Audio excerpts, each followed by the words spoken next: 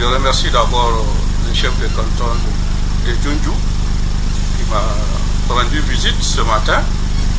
Donc on s'est entretenu sur la situation actuelle de notre pays, à savoir les événements qui se déroulent actuellement et comment trouver donc les solutions appropriées pour alléger donc la souffrance de notre population. Je le remercie beaucoup et après nos discussions, nous avons le même point de vue, à savoir une démarche appropriée consistant à nous, les anciens chefs d'État, les anciens présidents des assemblées nationales et les anciens premiers ministres, de se concerter et aller voir directement ou demander une audience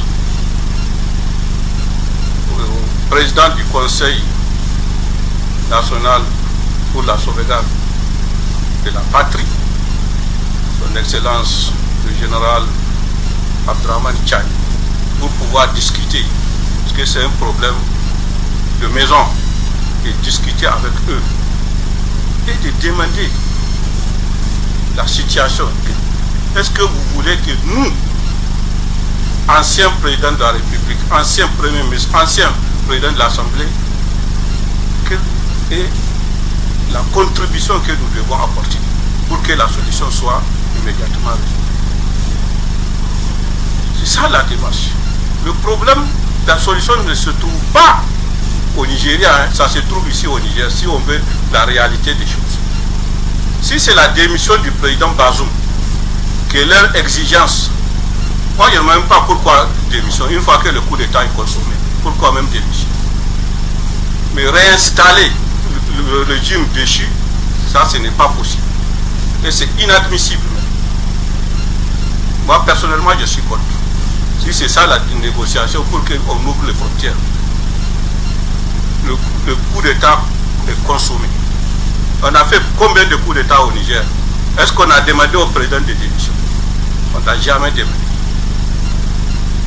Donc la CEDEAO, l'UMOA et l'Union africaine, ils n'ont qu'à revoir leur copie. Ils n'ont qu'à revoir. Nous sommes dans la même région et ce n'est pas au Niger seulement qu'il y a eu coup d'État. Un coup d'État, si c'est quand ça réussit, il n'y a pas de contre-coup d'État. C'est fini, c'est fini. Et si eux, ils ont échoué, est-ce qu'ils vont venir leur dire de ne pas les amener en prison? Maintenant, s'il y a d'autres négociations, pour qu'on puisse faire une bonne transition, nous sommes pour.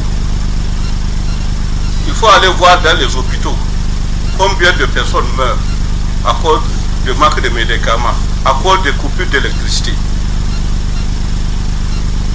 Quand même. Et la CEDEAO, c'est pour le peuple. C'est le peuple. Même les chefs d'État qui sont élus par le peuple, ce n'est pas quelqu'un qui les a élus. Donc ils n'ont qu'à avoir pitié et revenir à la raison. C'est ce qu'on veut.